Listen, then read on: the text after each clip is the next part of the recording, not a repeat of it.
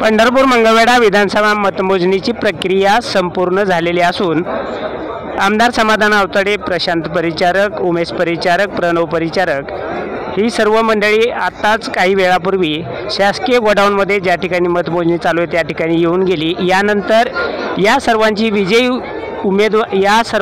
विजयी मिरवणूक ही पंढरपूर शहरामध्ये सुरू झालेली असतानाच पंढरपूरच्या मतमोजणी केंद्राबाहेर गोडाऊनच्या बाहेर भगीरथ भालके यांच्या कार्यकर्त्यांची तुफान गर्दी झालेली आढळून येत आहे।